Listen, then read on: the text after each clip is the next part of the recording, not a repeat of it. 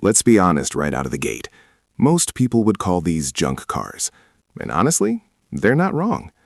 None of these are ready to drive. Some barely qualify as full cars. But if you're into projects, parts hunting, or garage builds, this is where things get interesting.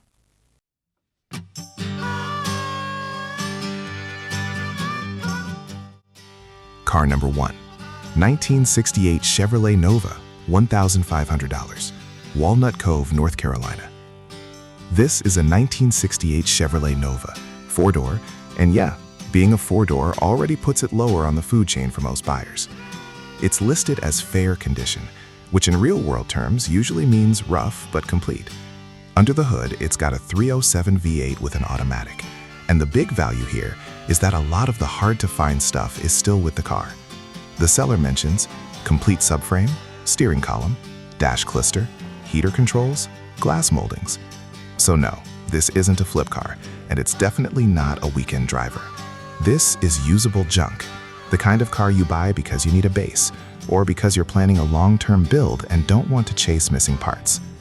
Most people would scroll right past this. Builders won't.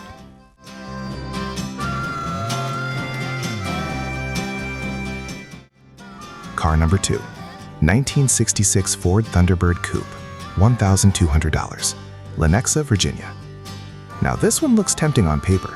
A 1966 Thunderbird, 2-door coupe with a 390 big block.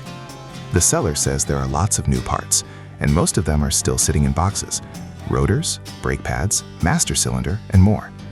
Here's the reality check though. Thunderbirds from this era are big, heavy, and complicated. They're cheap to buy, but they're not cheap to bring back. This isn't a throw a battery in it situation. This is the kind of car where the purchase price is the smallest number you'll ever see attached to it. Still, at $1,200, it's a classic example of expensive junk sold cheaply.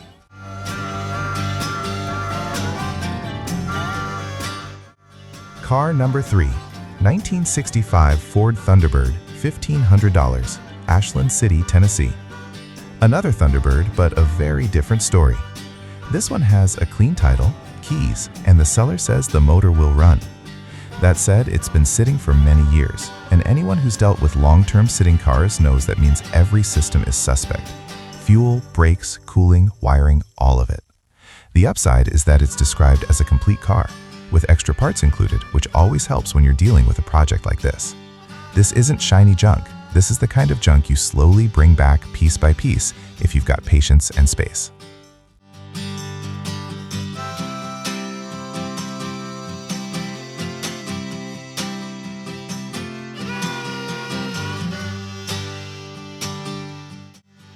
Car number 4, 1970 Mercedes-Benz 280S, parts car, $1,000, Westbury, New York.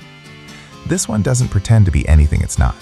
It's a 4-door Mercedes-Benz somewhere between 1968 and 1970, and it's not running. The seller straight up calls it a parts car, and that's exactly how it should be viewed.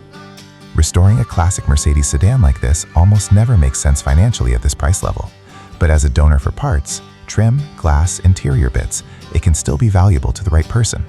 This isn't a project car. This is European junk with purpose.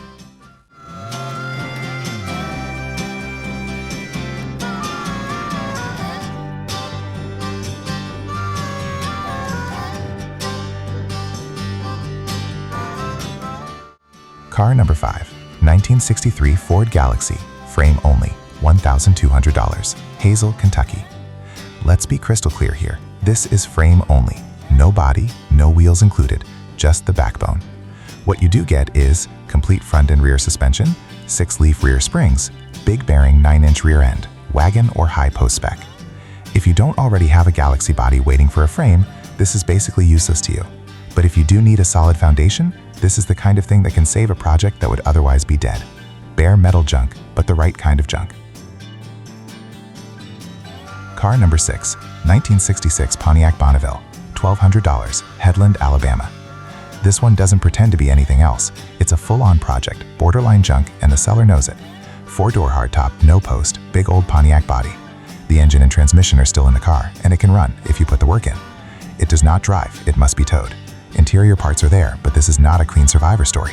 This is the kind of car where the price is low because the effort level is high. Most people would walk past this without stopping. The right person sees a challenge or a parts donor.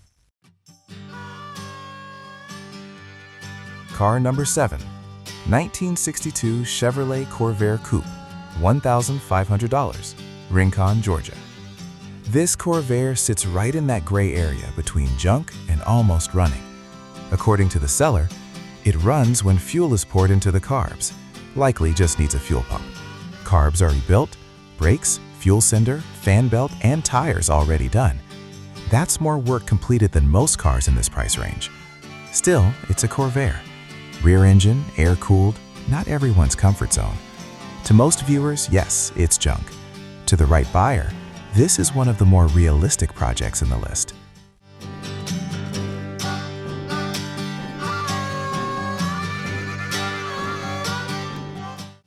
Car number 8.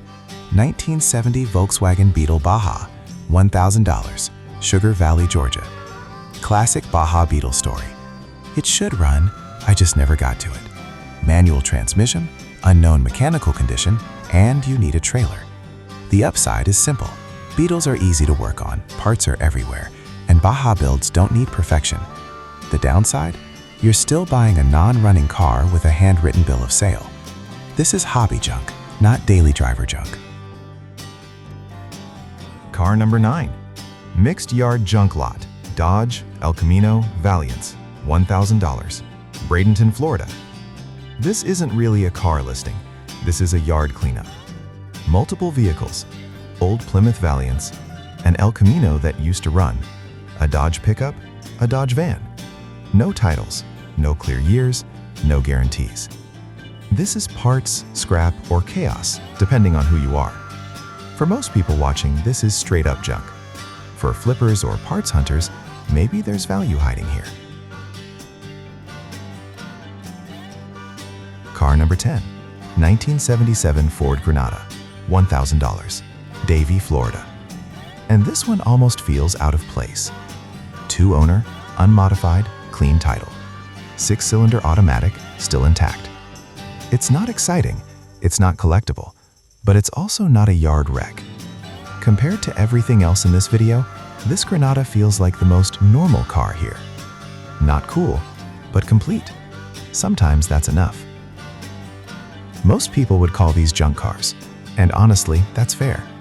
But junk doesn't always mean worthless. Sometimes it just means unfinished, forgotten, or waiting on someone with patience.